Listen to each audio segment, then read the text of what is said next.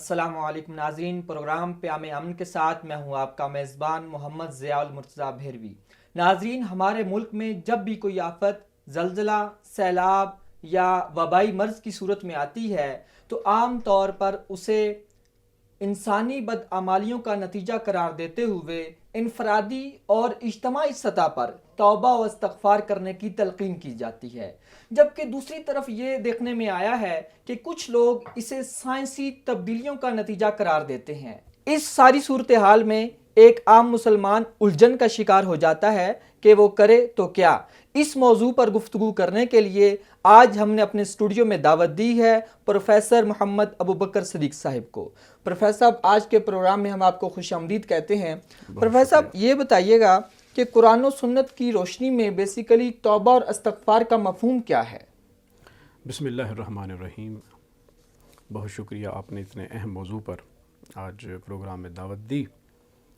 دیکھیے، توبہ کا جو لفظی معنی ہے وہ ہے رجوع کرنا، لوٹ کے آنا، کہ انسان کہیں جائے اور پھر واپس پلٹ کے آئے تو اس کے لیے کہتے ہیں تابہ، کہ وہ لوٹ کے آیا۔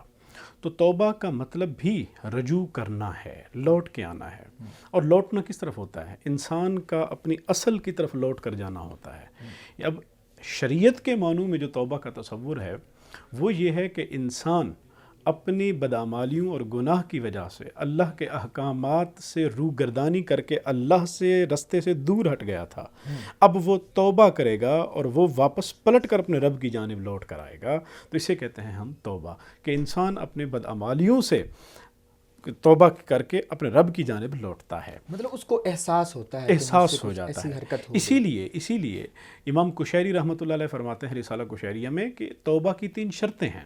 وہ کہتے ہیں تب تک توبہ مکمل ہی نہیں ہوتی۔ اور وہ 3 شرطیں کیا ہیں؟ وہ کہتے ہیں کہ سب سے پہلی شرط تو یہ ہے کہ جو اب اس نے بدعمالیاں کی ہیں اس کے اوپر اسے احساس ندامت ہو جائے، وہ شرمندہ ہو جائے، وہ پانی ہو جائے اپنے اعمال پر جب وہ نظر ڈالے۔ دوسری شرط یہ ہے کہ وہ اپنی اس گناہ کو، بدعمالیوں کو فوراً ترک کر دے۔ یعنی یہ نہیں کہ میں نے ادھورا ابھی کیا ہوا ہے تو اس کو ابھی مکمل کر دوں، بعد میں توبہ کر لوں گا، نہیں، جس لمحے آپ کو احساس ہو گیا تو اپنے اس برے عمل کو آپ اسی وقت چھوڑ دیں۔ تیسرا یہ ہے کہ یہ پختہ ارادہ کر لیں کہ آپ اس اللہ کی نافرمانی کی جانب دوبارہ نہیں جائیں گے۔ تو یہ 3 شرطیں ہیں توبہ کے لیے۔ اور قرآن مجید کی آیت میں اللہ تبارک و تعالیٰ نے جو صورت کے اندر بیان کی ہے تحریم کے اندر، اس میں یہ تینوں شرطیں ایک لفظ کے اندر اللہ تعالیٰ نے سمو دی ہیں۔ اور وہ قرآن مجید کی آیت اللہ تعالیٰ ارشاد فرماتا ہے کہ یا ایھا الذین آمنوا توبوا الی اللہ توبۃ نصوحا، کہ اے ایمان والو کہ تم اللہ کی جانب لوٹو، توبہ کرو۔ اور کون سی توبہ کرو؟ توبۃ نصوحا، نصوح جیسی توبہ کرو۔ اب نصوح ایک کردار تھا، اس کی طرف کنایہ کر دیا، اشارہ کر دیا کہ ایسی توبہ کرنی ہے۔ اور اس نے کیسی توبہ کی تھی؟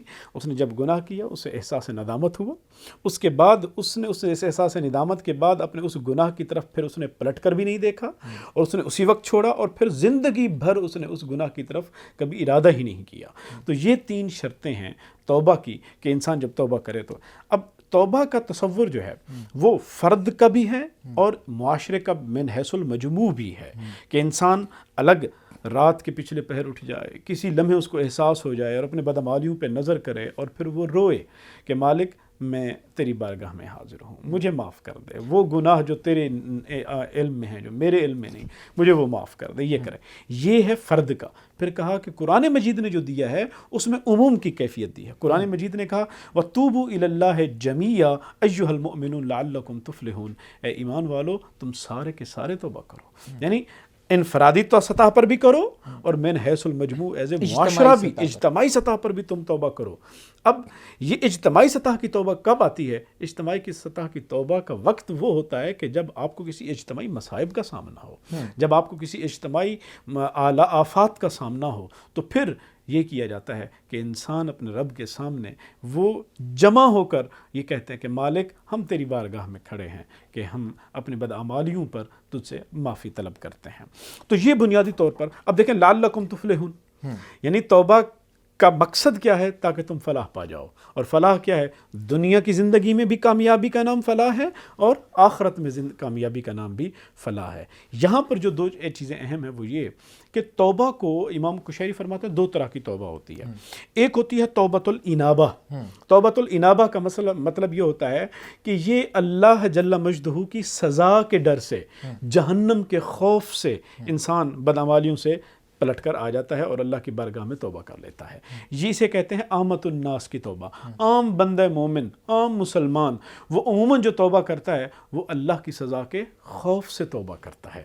اور جہاں تک توبۃ الاستجابہ کی بات ہے تو توبۃ الاستجابہ اس کا مطلب یہ ہے کہ اللہ کی بخشش سے حیا کے مارے توبہ کرنا.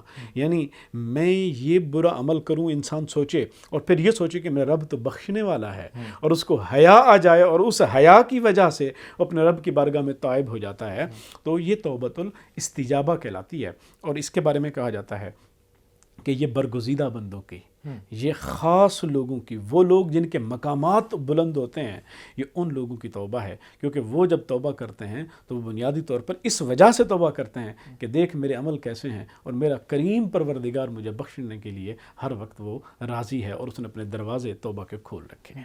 پروفیسر صاحب ایک چھوٹی سی بات اس کو لے کے آگے چلتے ہیں کہ آپ نے فرمایا کہ جب کوئی اجتماعی مسئلہ ہو پوری امت کو، تو اجتماع کا ایشو ہو تو وہاں پر اجتماعی توبہ کی جائے. اب جیسے ایک وبا آئی ہے تو وبا میں اجتماع سے گریز کرنے کا کہا گیا ہے، تو یہاں پر پھر اجتماعی توبہ کیسے کی جائے؟ دیکھیں، جہاں تک پینڈیمک آ جاتے ہیں، اس طرح کے بھی معاشرے کے اندر پوری کی پوری وبائیں پھیل جاتی ہیں، تو وہاں اجتماعی توبہ کا یہ مطلب نہیں کہ آپ سارے ایک جگہ پہ اکٹھے ہو جائیں. اس کا مطلب یہ ہوتا ہے کہ آپ سب پر وقت ایک آیا ہوا ہے، اب سارے کے سارے اپنے گھروں میں جو جہاں پر بھی ہے سجدوں پہ گر جاؤ، اپنے رب کی بارگاہ میں اپنے آپ کو پیش کر دو اور اپنے بدعمالیوں پر اللہ تبارک و تعالیٰ سے معافی اور پناہ طلب کرو. پروفیسر صاحب یہ بتائیں کہ توبہ کی حقیقت کیا ہے اور ایک انسان کو کیسے یقین دہانی ہوگی کہ اس نے توبہ کی بھی ہے یا نہیں؟ حضرت ذوالنون مصری رحمۃ اللہ تعالیٰ علیہ وہ توبہ کی حقیقت بیان کرتے ہوئے قرآن مجید کی ایک آیت کے بارے میں کہتے ہیں کہ توبہ کی حقیقت صورت توبہ کی ایک آیت میں بیان کر دی ہے، اور وہ یہ ہے کہ وَضَاقَتْ عَلَيْهِمْ أَنفُسُهُمْ وَظَنُّوا أَنْ لَا مَلْجَأَ مِنَ اللَّهِ إِلَّا إِلَيْهِ.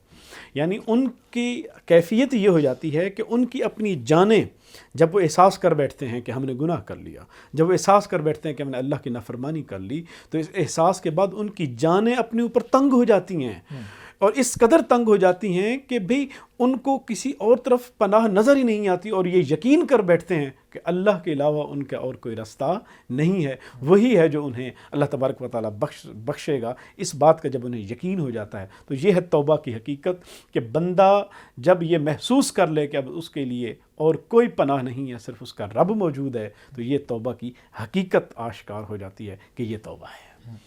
تو اس لیے اب جہاں پر یہ کہ بھی بندے کو کیسے علم ہو کہ وہ واقعی توبہ کر چکا، تو اس کے لیے فیصلہ بندے کا یہ دل کرتا ہے. تو اللہ تبارک و تعالیٰ نے انسان کے اندر یہ جو دل رکھا ہے، یہ ایک ایسا آلہ ہے کہ جس کے ذریعے بندہ اپنے رب کے ساتھ تعلق قائم کرتا ہے.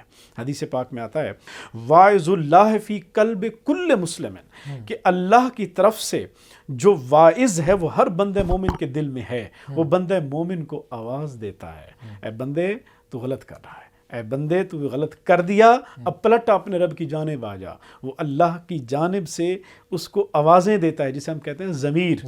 تو یہ ضمیر آوازیں دیتا ہے، اندر سے آواز ہے. اسی لیے حضرت اقبال نے کہا تھا دل مردہ دل نہیں اسے زندہ کر دوبارہ، کہ یہی ہے امتوں کے مرض کہن کا چارہ. اب اس دل کو زندگی کیسے نصیب ہو؟ اس پر اللہ کی ضربیں لگائی جائیں گی. الا بذکر اللہ تطمئن القلوب. اگر دلوں کا اطمینان چاہتے ہو تو وہ اللہ کے ذکر میں ہے. تو جب اللہ کی ضربیں، اللہ کے یہ ہتھوڑے کی ضربیں جب اس دل پہ لگتی ہیں تو اس دل کو زندگی نصیب ہوتی ہے، اس دل کا زنگ ٹوٹتا ہے، ختم ہوتا ہے. اور جب دل زندہ ہو جائے تو پھر انسان توبہ کی جانب بڑھتا ہے. پروفیسر صاحب یہ بتائیں، جب بھی کوئی آفت آتی ہے یا کوئی مصیبت آتی ہے اس طرح کی، تو دو قسم کی بحثیں ہم دیکھتے ہیں.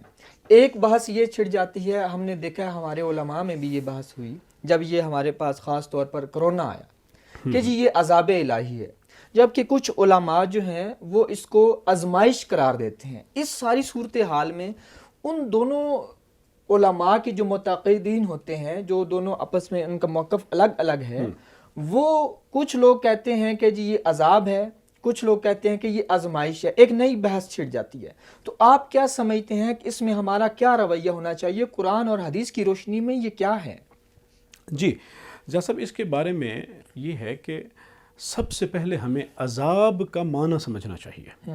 عذاب کا جو حقیقی معنی ہے وہ یہی ہے جو آپ قرآن مجید کے اندر مختلف صورتوں میں مختلف انبیاء کی قوموں کے لیے آپ کے سامنے آئے کہ بھی قوم لوط کے ساتھ یہ ہوا، قوم شعیب علیہ السلام پر آگ کے بادل برسائے گئے، اور کسی کو جو ہے وہ آندھیاں اور بجلی کی کڑک. تو یہ جو قرآن مجید کے اندر مختلف اقوام کے واقعات بیان کیے گئے، عذاب کا حقیقی معنی وہی ہے کہ جب عذاب آتا ہے تو پوری کی پوری قوم تباہ و برباد کر دی جاتی ہے. صرف ان لوگوں کو حکم کر دیا جاتا ہے کہ جو ایمان والے ہوتے ہیں، نبی کو کہا جاتا ہے کہ آپ اپنی ان ایمان والوں کو لیں اور اس بستی سے نکل جائیں کہ اللہ تبارک و تعالیٰ اب ان کے اوپر عذاب جلانے کو آئے، اور وہ عذاب پوری قوم کو تباہ کر دیتا ہے.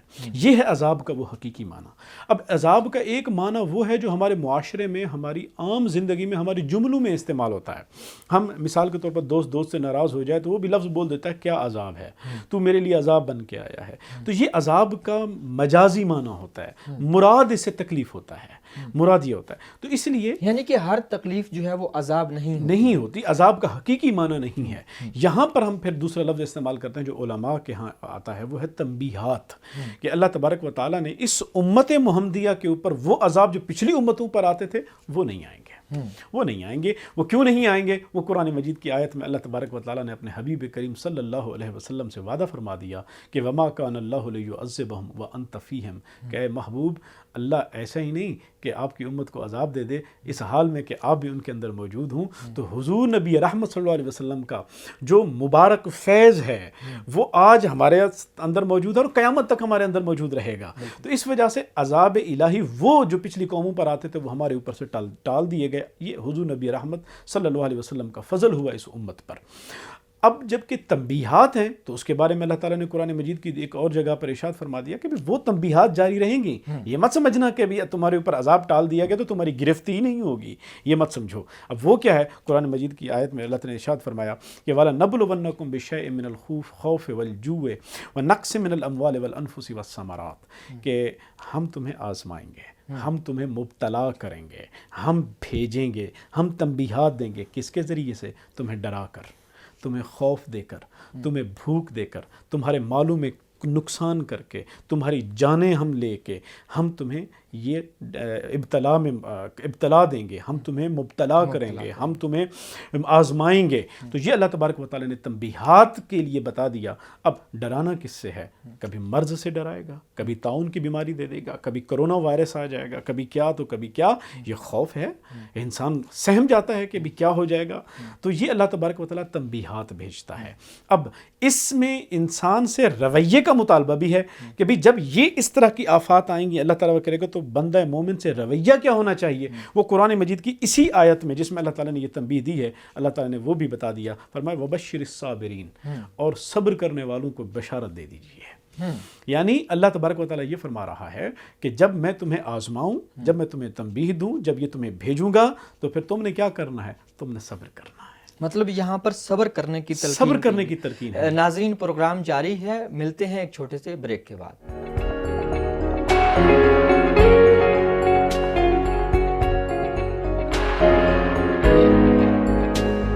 جی بریک کے بعد دوبارہ آپ کو خوش آمدید کہتے ہیں. پروفیسر صاحب، آپ آفات کے دوران انسانی رویوں کے حوالے سے بات کر رہے تھے. جی، تو قرآن مجید کی وہ آیت اسی وَلَنَبْلُوَنَّكُمْ، اس کے آگے تنبیہات کے اوپر کہ بھی انسان کا ان آفات میں، ان تنبیہات کے دوران رویہ کیا ہونا چاہیے. قرآن مجید میں اللہ تعالیٰ نے ارشاد فرمایا وبشر الصابرین، کہ صبر کرنے والوں کو بشارت دے دیجئے. یعنی اللہ تبارک و تعالیٰ تلقین یہ کر رہا ہے کہ یہاں پر تم نے آپے سے باہر نہیں ہو جانا، جزا فضا نہیں کرنی، ہائے میں مارا گیا، ہائے فلاں، اور ایک دوسرے کے ساتھ نفرت آمیز رویے بھی نہیں اختیار کرنے، بلکہ صبر کرنا ہے. اور پھر کیا صبر کرنے کے بارے میں کیا کہا؟ الذین اذا اصابتہم مصیبہ قالوا انا للہ و انا الیہ راجعون، راجعون کہ جب انہیں مصیبت آتی ہے تو پھر وہ جزا فضا نہیں کرتے بلکہ وہ اپنے رب کی جانب پلٹتے ہوئے یہ کہتے ہیں کہ انا للہ و انا الیہ راجعون. وہ اپنے رب کی جانب پلٹنے کی بات کرتے ہیں. اللہ تعالیٰ ارشاد فرماتا ہے کہ پھر ان کے اوپر انعامات کیا ہیں. اللہ تعالیٰ نے فرمایا اولئک علیہم صلوات من ربہم ورحمہ. یہی وہ لوگ ہیں کہ جن کے اوپر انہی مصائب و آلام کے دوران اللہ ان کے اوپر کیا کرتا ہے, درود بھیجتا ہے. اللہ تبارک و تعالیٰ اپنی رحمتوں کا نزول ان کے اوپر کرتا ہے. پھر فرمایا واولئک هم المہتدون. اور یہی وہ لوگ ہیں جو ہدایت یافتہ ہیں. یعنی ہدایت یافتہ لوگوں کا رویہ یہ ہوتا ہے. اب صحابہ کرام میں دیکھیں حضرت سیدنا علی المرتضیٰ رضی اللہ تعالیٰ عنہ کا جو طرز عمل تھا وہ یہ تھا کہ جب زلزلہ آتا تو آپ اٹھ کر 6 رکعت استغفار پڑھتے تھے, نفل پڑھتے تھے. اسی طرح حضرت عبداللہ ابن عمر سے روایت ہے, حضرت عبداللہ ابن عباس جن کو ہم کہتے ہیں کہ حبر الامہ, قرآن مجید کی تفسیر کے سب سے بڑے عالم حضرت سیدنا عبداللہ ابن عباس, ان کا رویہ بھی یہی تھا کہ جب زلزلے آتے اور آفات آتی تو فوراً وہ 2 رکعت نفل توبہ, 2 رکعت نفل استغفار کے وہ گر جاتے تھے, اللہ کی بارگاہ میں سر بسجود ہو جاتے. حضرت عمر بن عبدالعزیز کے زمانے میں جب زلزلہ آیا تو آپ بیٹھے تھے تو آپ نے فوراً حکم دیا لوگوں کو, کہا کہ اٹھو اور صدقات دو. یعنی اب دیکھیں کہ ان تنبیہات میں یہ ایک طرز عمل ہے ان لوگوں کا جو کردار کے اندر اونچی سطح پر بیٹھے ہوئے لوگ ہیں, کردار کے پختہ لوگ ہیں, پاکیزہ لوگ ہیں, ان کا رویہ یہ ہے. یعنی یہ وہ لوگ ہیں جو اللہ کی تنبیہات پر, زلزلے آ جائیں, آفات آ جائیں تو یہ ٹھٹھا مذاق نہیں کرتے. یہ کیا کرتے ہیں, فوراً عاجزانہ انداز میں اپنے رب کی بارگاہ میں سر بسجود ہو جاتے ہیں. ایک رویہ یہ ہے. اور دوسرا رویہ بھی قرآن مجید نے بتایا ہے. قرآن مجید نے کیا فرمایا, کہا کہ فَأَرْسَلْنَا عَلَيْهِمُ الطُّوفَانَ وَالْجَرَادَ وَالْقُمَّلَ وَالضَّفَادِعَ, کہ ہم نے ان کے اوپر طوفان بھیجے, ہم نے ان اوپر ٹڈی دل بھیجے, ہم نے ان کے اوپر مینڈک جوں کا عذاب بھیجا کہ سنبھل جائیں. لیکن کیا ہوا, کہا کہ یہ مفصلات, یہ واضح آیتیں تھیں, نشانیاں تھیں کہ یہ اللہ تبارک و تعالیٰ تم پر بھیج رہا ہے تو تم توبہ طائب کر جاؤ, تم اپنے بدعمالیوں پہ آ جاؤ. کہا کہ بجائے اس کے کہ وہ اپنے رب کے سامنے سر بسجود ہو جاتے, بجائے اس کے کہ وہ توبہ کرتے, وہ کیا کیا, فرمایا فاستکبروا وکانوا قوما مجرمین. یعنی انہوں نے یہ کام کیا کہ وہ اکڑ گئے, وہ ڈٹ گئے, کہ نہیں جی ہم نے ڈرنا نہیں, ہم نے لڑنا ہے. بھائی پھر لڑ کے دکھاؤ, اللہ کی طاقتوں سے کس میں مجال ہے کہ تم لڑ کے دکھاؤ. یہاں پھر رویے لڑنے والے نہیں ہوتے, یہاں پر پھر رویے ہوتے ہیں کہ انسان کو اپنے رب کی بارگاہ میں سر بسجود ہونا پڑتا ہے. اور جو لڑتے ہیں, جو ڈرتے نہیں ہیں اور اپنے رب کی بارگاہ میں جھکتے نہیں ہیں, اللہ تبارک و تعالیٰ فرماتا ہے وہ مجرم ہیں. اور پھر وہ ان کو سزائیں بھی دیتا ہے اور ان کو انہی کی ہلاکتوں میں مبتلا کر دیتا ہے, اور پھر وہ اس آفتوں سے اور ان مصیبتوں سے وہ نکل ہی نہیں پاتے. تو یہ ایک بنیادی طور پر اللہ تبارک و تعالیٰ نے 2 رویے بیان کر دیے کہ ایک رویہ وہ ہے جو ان پاکیزہ کردار لوگوں کا ہے اور ایک وہ ہے جو اللہ کے دشمنوں کا ہے. پروفیسر صاحب, کچھ لوگ اس سینس میں بھی یہ کہتے ہیں کہ ڈرنا نہیں لڑنا ہے کہ آپ اپنا جو ہے اپنے آپ کو صبر میں رکھیں, اپنے آپ پر کنٹرول کریں, افراتفری نہ پھیلائیں, اور جو بھی سیفٹی میئرز ہیں, جو بھی معاملات ہیں, جو بھی حفاظتی تدابیر, جو رسول اللہ صلی اللہ علیہ وسلم نے ڈسٹنس کا ایک کہا تھا کہ وہ جو آیا تھا ایک ان کے پاس ایک صحابی آئے تو ان کو جزان کا مرض تھا یا طاعون کا مرض تھا یا جو بھی وبا وہ تھی, تو آپ نے فرمایا تھا کہ پیچھے سے ہی واپس چلے جاؤ, تمہارا سلام ہو گیا, تمہاری بیعت ہو گئی. تو ایک ڈسٹنس تھا. تو کیا اس طرح کا ایک اس سینس میں بھی یہ کہا جاتا ہے کہ بجائے گھبرانے کے, بجائے ہلچل مچانے کے, صبر و تحمل سے کام لیتے ہوئے جو ہے وہ حالات کا سامنا کرنا چاہیے. اس حوالے سے آپ کیا کہتے ہیں؟ دیکھیں, حالات کا سامنا کرنے کے لیے ہمیں جملوں کا انتخاب بڑا سوچ سمجھ کے کرنا چاہیے. حضور نبی رحمۃ اللہ علیہ وسلم نے اس میں کوئی شک نہیں کہ جس شخص کو طاعون تھا, آپ نے بیعت لی تو بیعت میں آپ نے دست اقدس نہیں دیا. اسی لیے یہ معاملہ جو تھا قرآن مجید یا اسلام میں بھی اطباء کا معاملہ ہے. طبیب کیا کہتا ہے, ڈاکٹر کیا کہتا ہے, میڈیکل کیا کہتے ہیں. میڈیکل نے سجیسٹ کر دیا فاصلہ رکھیں, تو شریعت کبھی کہتی ہے کہ بھی آپ ان کا کہنا ماریں, یہ علم کے لوگ ہیں, یہی علم کے لوگ, فاسألوا اہل ذکر والی بات ہے کہ آپ ان سے پوچھیں. تو اب وہ کہہ رہے ہیں کہ آپ نے فاصلہ رکھنا ہے تو فاصلہ رکھنا ہے. وہ کہتے ہیں کہ ایک دوسرے سے چھونا نہیں ہے تو آپ چھونا نہیں, سلام کرنا ہے تو آپ اپنے سینے پہ ہاتھ رکھ کے آپ ان کو سلام کر لیں, آپ مصافحہ نہ کریں تاکہ یہ پینڈیمک ہے, یہ بیماریاں مزید نہ پھیلیں. تو اس کے اندر جو دوسرا یہ ایک طریقہ ہو گیا وہ جو دور اور رہنے کے اسباب ہیں, لیکن حقیقی سبب وہ کیا ہے؟ حقیقی وہی ہے کہ ہم اپنے رب کے سامنے سر بسجود ہونا ہے. اس کا حقیقی حل یہی ہے. حقیقی حل ہے. پروفیسر صاحب یہ بتائیں کہ یہ دنیا میں آفات آتی ہیں, ان کا سبب کیا ہے, اسباب کیا ہیں؟ قرآن مجید کی آیت میں اللہ جل مجدہ نے مصائب کے جو عالم کے جو اسباب کی طرف ذکر کیا ہے وہ ہے کہ وما اصابکم من مصیبت فبما کسبت ایدیکم، یعنی کہ جو بھی تمہیں مصیبت پہنچتی ہے وہ تمہارے اپنے ہاتھوں کی کمائی کی وجہ سے ہوتی ہے، کہ ویعفو عن کثیر، یعنی بہت ساروں کو اللہ تبارک و تعالیٰ چھوڑ بھی دیتا ہے لیکن کچھ پر تمہیں تنبیہ دیتا ہے، پکڑ لیتا ہے اور کہتا ہے کہ یہ مصیبت تمہارے اوپر بھیج دیتا ہے۔ تو قرآن مجید کی آیت سے یہ آتا ہے کہ انسان کے بدعمالیوں کی وجہ سے اللہ تبارک و تعالیٰ انسان کے اوپر مصائب و آلام بھیجتا ہے۔ ایک اور بھی قرآن مجید کی آیت میں فرمایا ظہر الفساد فی البر والبحر بما کسبت ایدی الناس لیجزیکہم بعد الذی عملوا لعلہم یرجعون۔ یہ سورۃ الروم کے اندر ارشاد فرمایا کہ جو خشکی اور تری کے اندر جو فساد بپا ہو گیا ہے وہ کس وجہ سے ہو گیا ہے؟ کہا کہ تمہارے اپنے اعمال کی وجہ سے ہو گیا ہے۔ یہ جو جتنی بھی مصائب و آلام کا تمہیں سامنا ہو رہا ہے یہ کس لیے ہے؟ تاکہ وہ تمہیں چکھائے، تمہارے بعض برے اعمالوں کا مزہ چکھائے، سارے اعمالوں کا بھی نہیں، بعض اعمالوں کا۔ کیوں؟ تاکہ جب تم ان کو دیکھو گے تو تم توبہ کرو، تو پھر اللہ کی طرف پلٹ کے آ جاؤ۔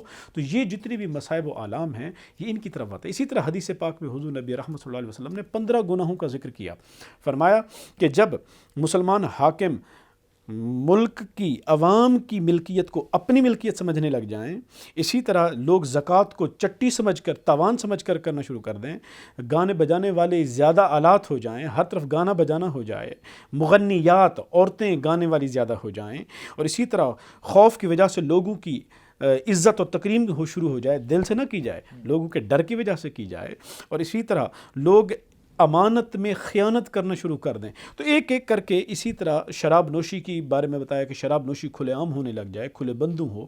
فرمایا جب یہ سارے گناہوں کی جو آپ نے 15 گناہ گنوائے تو ان 15 کے بعد پھر آپ نے کیا ارشاد فرمایا؟ آپ نے فرمایا جب یہ ہو جائے تو پھر انتظار کرنا سرخ آندھیوں کا، زلزلوں کا، زمین میں دھنس جانے کا، تو انتظار کرنا پھر اور کہا کہ ایک گناہ اس میں یہ بھی ذکر کیا کہ آنے والی لوگ اپنی پچھلی اسلاف کی نسلوں کو لان تان کریں گے، برا بلا کہیں گے کہ وہ کیا ہم پر یہ مسلط کر گئے وغیرہ وغیرہ۔ تو یہ جب آ جائے گا تو پھر تم ان مصیبتوں کا، آفتوں کا تم جو ہے انتظار کرنا۔ اب دیکھ لیں جتنی بھی وقفے سے ماضی میں دیکھ لیں مصائب و آلام آتے ہیں تو آپ اس وقت کے معاشرے کے بدعمالیوں کو دیکھ لیں کہ لوگ کس طرح کے عمل میں ملوث ہوتے ہیں۔ آج یہ جو ابھی فہرست میں نے آپ کے سامنے جو پیش کی ہے، ہم اپنے معاشرے کو دیکھیں تو یہ کورونا کا آنا کسی اس وجہ، اب دیکھ لیں ہمارے اعمال ہیں، ہماری شامت ہے۔ ابھی تو ہمیں تو صرف یہاں تک ہے نا کہ تم انتظار کرنا زلزلوں کا، ہم زلزلوں کی مصیبتیں دیکھ چکے ہیں، تم انتظار کرنا سرخ آندھیوں کا، ابھی ہم نے وہ سرخ آندھیاں نہیں دیکھی جو اسی طرح کی تباہی لے کے آئیں، ابھی ہم نے یہ نہیں دیکھا کہ آسمان سے پتھروں کی بارش کا انتظار کرنا، حدیث میں تو آ گیا ہے، اس کا مطلب ہے کہ آسمان سے پتھروں کی بارش بھی ہو سکتی ہے۔ اللہ تبارک و تعالی ہمیں اس طرح کی تنبیہات سے محفوظ فرمائے۔ پروفیسر صاحب یہ بتائیے کہ جب اس طرح کی آفت آتی ہے تو ایک بحث چھڑتی ہے کہ یہ سائنسی تبدیلیوں کا موضوع کے حوالے سے کہا جاتا ہے، دوسرے مطلب لوگ یہ کہتے ہیں کہ نہیں یہ انسانی بدعمالیوں کا نتیجہ ہے، تو جو سائنسی موضوع کہتے ہیں وہ اسے انسانی بدعمالیوں کے ساتھ ان کا کوئی تعلق نہیں رکھتے۔ تو یہ جو ایک تاثر دیا جاتا ہے مذہب اور سائنس کا جو ایک تضاد بیان کیا جاتا ہے، اس کے حوالے سے آپ کیا کہیں گے؟ اصل میں سائنس اور مذہب کا اسلام کے جب ہم بات کرتے ہیں تناظر میں تو سائنس اور مذہب کا اسلام کا کوئی تقابل ہے ہی نہیں، موازنہ ہے ہی نہیں، اس لیے کہ اسلام نے کبھی بھی پچھلے مذاہب کی طرح سائنس کے ساتھ کبھی آ کر تضاد کی کیفیت بنائی نہیں۔ اللہ کروڑہ رحمت نازل فرمائے ہمارے مسلم علماء پر، فقہاء پر، کہ جنہوں نے علم قرآن مجید کی جب احکام بیان کرنا شروع کیے تو انہوں نے ایسا رویہ اپنایا ہی نہیں ہے قرآن مجید کی روح سے، بلکہ یہ ہوا ہے کہ سائنس کو احکام الہی کے ماتحت استعمال کیا ہے، اس کو مخالفت کی ہی نہیں ہے۔ ہاں جہاں کہیں اب سائنس جو ہے وہ آخری حد ہے نہیں، سائنس لمحہ بلمحہ بدلنے کا نام ہے، تو وہ ارتقائی مراحل طے کرتی ہے، کل کیا تھا آج کیا ہے کل کیا ہو جائے گا تو یہ کسی کو خبر نہیں۔ تو جو قرآن ہے حتمی ایک مومن کے لیے حتمی جو ذریعہ ہے احکامات کے جاننے کا وہ قرآن مجید ہے۔ اب آتے ہیں اس طرف کہ سائنس کی حد کیا ہے۔ دیکھیں سائنس کی حد صرف اس حد تک ہے کہ وہ آپ کو سبب تک پہنچا دے۔ سائنس آپ کو بتائے گی زلزلہ کیوں آیا، بھی زمین سے پلیٹیں سرکی، ظاہری اسباب ہیں، زمین سے پلیٹیں سرکی زلزلہ آ گیا۔ ہاں بھئی یہ کرونا کیوں ہوا، بھی چمگادڑ کے اندر یہ جراثیم تھا، چمگادڑ سے یہ جراثیم انسانوں کے اندر آیا۔ اسی طرح تعاون کیوں پھیلا؟ یہ چوہوں سے تعاون پھیلا اور انسانیوں کے اندر یہ مرض مبتلا ہو گیا۔ سائنس آپ کو صرف اس سبب تک پہنچائے گی۔ اگلا جو سوال ہے، سب سے بڑا اہم سوال یہ ہے کہ بھی آپ یہ تو بتا رہے ہیں کہ زمین سے پلیٹیں سرکی ہیں، لیکن یہ بتائیں پلیٹیں سرکانے والا کون ہے؟ اس نے پلیٹیں کیوں سرکائی ہیں؟ یہاں پر سائنس آپ کو جواب دینے سے قاصر ہے۔ بھئی چمگادڑ تو انسانوں کے معاشرے میں پہلے سے رہ رہی ہیں، انسان ان کو پکڑتا بھی ہے۔ چائنا میں انسان بہت عرصے سے کھا رہا تھا، پھر کرونا اب کیوں پھیلایا؟ اس کرونا کو مرض کی شکل کس نے دی اور کیوں دی؟ بھئی تعاون چوہوں سے پھیلتا ہے، بھئی بہت بھی، پھر وہ اس کو بیماری کی شکل کون دیتا ہے؟ کیوں دیتا ہے؟ آسمان سے پتھروں کی بارش ہوگی، بھئی سائنس آپ کو یہ بتائے گی آسمانوں میں بھی پتھر سیارچے یہ گردش کر رہے ہیں، خلا میں فضا میں گھوم رہے ہیں۔ جب یہ مدار میں داخل ہوں گے، انسان زمین کی کشش ثقل میں داخل ہوں گے تو یہ پھر زمین پر پتھروں کی بارش ہو جائے گی۔ علم فلکیات آپ کو یہ بتائے گی۔ لیکن سوال یہ ہے کہ ان کو زمین کے مدار میں کشش ثقل کے نیچے لانے والا کون ہے؟ اس کو کون لائے گا اور کیوں لائے گا؟ یہ وہ جوابات ہیں جو آپ کو سائنس نہیں دے سکتی، یہاں آپ کو مذہب بتائے گا، اور مذہب نے آپ کو واضح طور پہ بتا دیا کہ انسان کی بدعمالیاں اور گناہ ہیں جن کی وجہ سے اللہ تبارک و تعالیٰ ان پر یہ آفات جو ہے وہ دیتا ہے، صرف اس لیے دیتا ہے تاکہ انسان سنبھل جائے، اور بجائے اس کے کہ وہ سرکشوں والا رویہ اپنائے اور ٹھٹھا مزاح شروع کر دے، نہیں یہ قرآن مجید ٹھیک نہیں کہہ رہا یا احادیث ٹھیک نہیں کہہ رہی، یہ تو سائنس کی ہے۔ تو بھئی سائنس کی حد وہیں تک تھی جہاں تک وہ آپ کو لے آئی ہے۔ سائنس سبب تک پہنچاتی ہے، ہاتھ پکڑ کر مسبب سے متعارف کرانا یہ مذہب اور وحی کا کام ہے، یہ سائنس کا کام نہیں ہے۔ صاحب یہ بتائیں کہ عام طور پر ہم بہت ساری دعائیں مانگتے ہیں اپنی عبادات کے بعد یا عبادات کے دوران، اور بعض اوقات ہمیں یہ فیل ہوتا ہے کہ ہماری دعائیں جو ہے وہ پوری نہیں ہو رہی، ہم جو مانگ رہے ہیں وہ ہمیں اسی وقت مل نہیں رہا، تو ایسا جو تاثر ہوتا ہے اس کا کیا سبب ہے؟ اس کا سبب میں آپ کو اس کا جواب جو ہے وہ ایک حدیث پاک کی صورت میں دوں گا، اور پھر اس کے بعد اجازت چاہیں گے ہم لوگ۔ وہ جواب یہ ہے حدیث پاک میں، حضور نبی رحمۃ اللہ علیہ وسلم نے فرمایا ایک شخص دور سے سفر کر کے آتا ہے اور کعبۃ اللہ پہنچتا ہے اور طواف کرتا ہے، اور پھر وہ روتا ہے، گڑ گڑاتا ہے اور دعائیں مانگتا ہے، اور پھر کہتا ہے جی میری دعائیں قبول نہیں ہوتی۔ اس کی دعائیں کیسے قبول ہوں جب کہ اس کا کھانا حرام کا، اس کا پینا حرام کا، اس کا لباس حرام کا، اس کے رہن سہن کے طریقے حرام کے، جب یہ سارے معاملات اس کے حرام کے ہیں، اللہ کے فرمودات سے مخالفت میں ہیں، تو پھر اس کی دعائیں قبول کیوں کروں؟ تو آج ہمیں بھی اپنی آمدنی پر، اپنے انکم پر، اپنے اخراجات پر، اپنے کھانے پینے پر، رہن سہن کے طریقوں پر غور کرنا چاہیے کہ کیا واقعی میں کہیں یہ حرام تو نہیں ہے۔ اور ایک تباہی یہ بھی ہمارے لوگوں پر آتی ہے کہ ہم حلال کو بھی حرام کر کے کھانے کے عادی ہوتے ہیں بعض اوقات، اور حلال کو حرام کر کیسے کے کیا جائے؟ فرائض سے غفلت۔ ایک آدمی تنخواہ دار ہے، اس کی تنخواہ حلال ہے، لیکن اگر فرض میں وہ غفلت برتے گا تو اس کی وہی تنخواہ اس کے لیے حرام ہو جائے گی، اس لیے کہ وہ اپنے فرض سے وہ جو ذمہ داری ہے وہ نہیں نبھا رہا، آسان نبھا نہیں رہا۔ تو اس لیے کہتے ہیں حلال کو حلال کر کے کھانا۔ جب امت ان معاملات کی طرف توجہ دے گی، اب دیکھیے گا کہ جس طرح ہمارے اسلاف اس دنیا میں عزت دار رہے اور وہ اس طرح کے سے محفوظ رہے، اللہ تبارک و تعالی ہم پر بھی رحم کرے گا، اور اللہ تبارک و تعالی سے یہی دعا کرتے ہیں کہ ہمیں بھی سچی توبہ کرنے کی توفیق عطا فرمائے۔ پروفیسر صاحب آپ کا بہت شکریہ، آج آپ ہمارے پروگرام میں تشریف لائے۔ ناظرین یہاں پر پروگرام کا وقت ختم ہوا چاہتا ہے، آپ سے اجازت چاہتے ہیں، اللہ حافظ۔